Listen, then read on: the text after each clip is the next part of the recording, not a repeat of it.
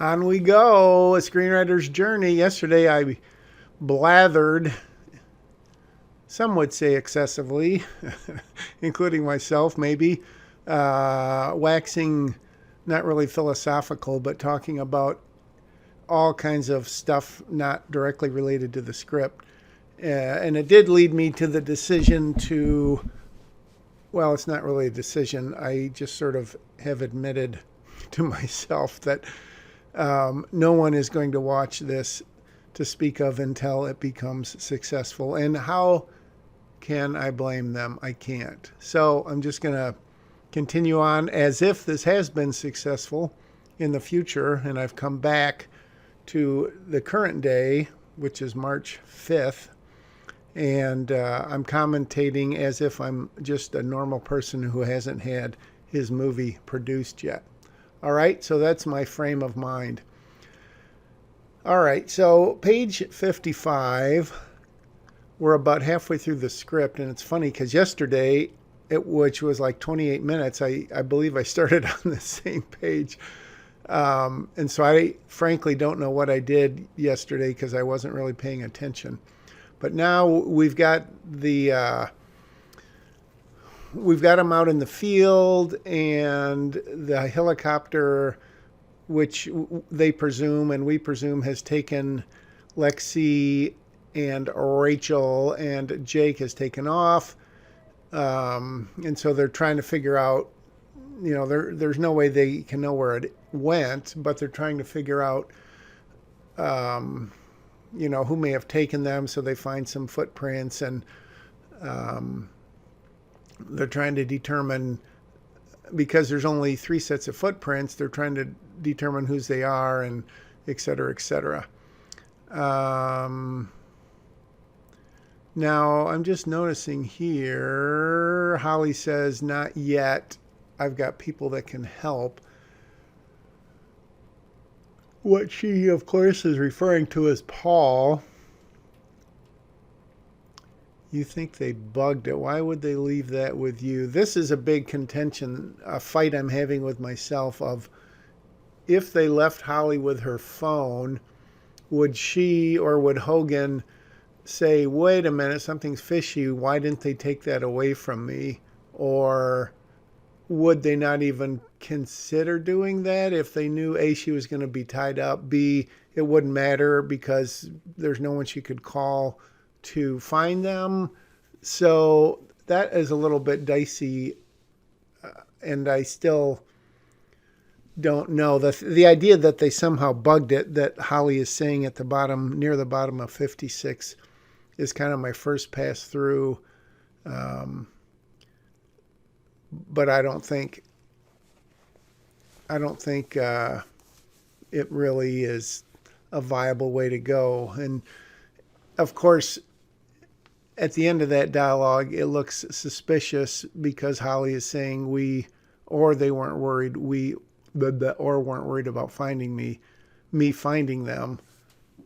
So that needs to be clearly reworked. I think the idea is that if Rachel wants Holly to find her, which I'm frankly, I'm still working through that too, but I think Rachel is so narcissistic and so psychotic, I guess we've already established that her goal, not to give away any spoilers, so plug your ears or fast forward if you don't want to hear this, but her goal in my mind, being the writer, is that oh my goodness, excuse me. In fact, she's going to give Holly enough clues to find them. And she wants Holly to be there when the other shoe drops, and when she successfully, this is Rachel, she successfully extorts money from her ex in exchange for handing over their daughter, and she's going to fly away with him, and Holly's never going to see her again. And I think Rachel is such a complete nut job that she wants Holly to do that. And maybe now that I've said that out loud, it has distilled it in my mind a little more and made it more, well, it's not really logical because she's crazy, but more permissible in the context of the story for that to happen. So that's kind of what I appear to have walked away from my computer. I haven't written for several minutes, so I may have to look into that. So that's kind of the reason behind Holly still having her cell phone. That's kind of a long way. And I don't know if the audience would not even consider that, because in the earlier version, when it was then Luke and Lexi woke up in the trampoline park, first thing they did is almost look for their phones. And right now I don't have Lexi and Jake doing that, which I think I need to, because obviously being the age that they are, that would be like the first thing they would search for. So that's a good reminder. Now I'm back writing, so let's see. Let's be on full on schmooze mode.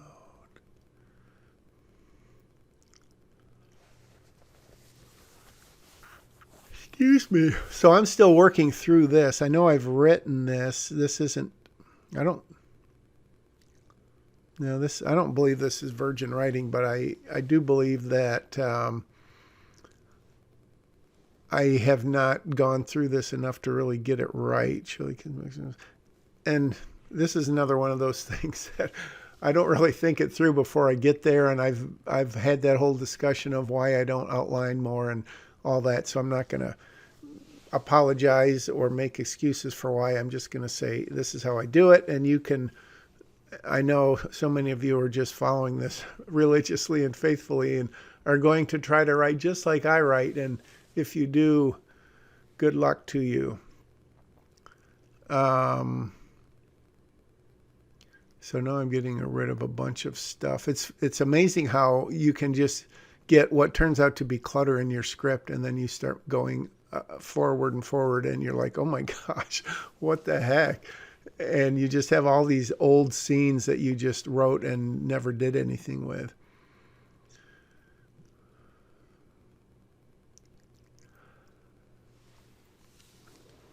That little bit where it says Holly mutters something under her breath.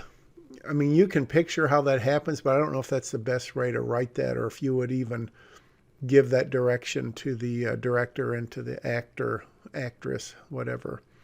Because, I mean, you can picture, not you can't picture me because this is audio only, but you can picture going, oh,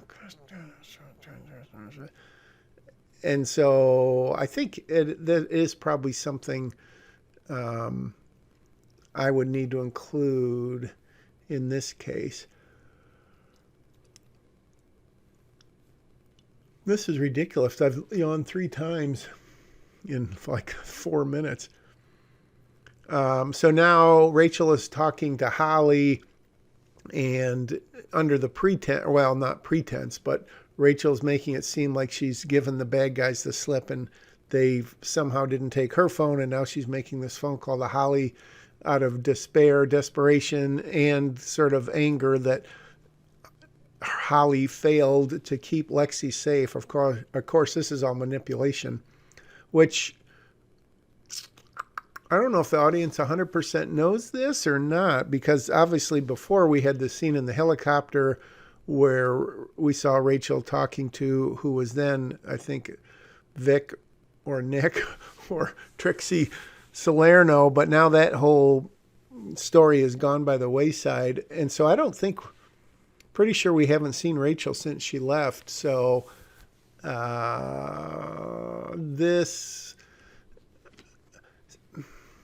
so there's, I'm thinking like 8 different things and haven't said any of them.